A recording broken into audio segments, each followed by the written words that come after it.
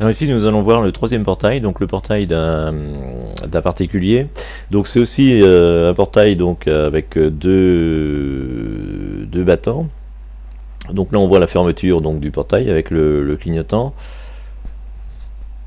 Le chat n'était pas joueur, n'a pas voulu passer pour vérifier les sécurités. Donc là on a vu la fermeture du portail et là donc on voit l'ouverture du portail. Voilà, donc notre portail va s'ouvrir donc complètement. Alors ici on voit la sécurité, donc une personne donc franchit le portail lorsque celui-ci est en train de se fermer, donc le portail va s'arrêter et va s'ouvrir de nouveau. On a les mêmes sécurités que tout à l'heure. Donc là on voit le principe, c'est-à-dire qu'on a un moteur, donc ceci qui est sur les piliers, qui entraîne en rotation donc des bras de levier qui vont fermer ou ouvrir le portail. Donc ces bras de levier, c'est ce qui correspond le plus donc à l'intervention humaine. C'est peut-être un peu moins esthétique évidemment que les moteurs enterrés. Donc notre clignotant qui indique donc qu'il y a un mouvement, donc une ouverture ou une fermeture de notre portail. Donc ici on a ouvert l'armoire électrique, donc avec toutes les liaisons. Donc on peut percevoir donc ce qui se passe, les différents relais, donc les commandes des moteurs, les commandes du clignotant, les temporisations, hein, tout ça est donc intégré à l'armoire électrique. Alors ici notre clignotant,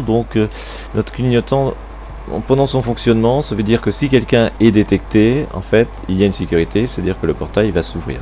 Lorsqu'il n'y a plus clignotement, évidemment, on peut donc être amené à toucher les cellules, mais ça ne va pas ouvrir le portail, parce que sinon on ne serait plus en sécurité. Donc là on a désossé le moteur, et on s'aperçoit que en fait, ce qui va arrêter le portail donc en fin de course, soit la fermeture, soit l'ouverture, sont des cams qui vont agir sur des contacts.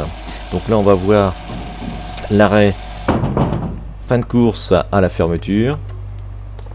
Et là on perçoit l'arrêt fin de course à l'ouverture.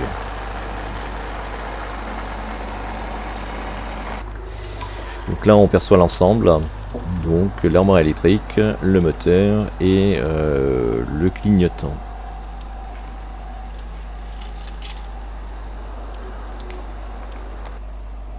Comme sur les deux autres portails, donc la télécommande, donc avec ouverture ou fermeture.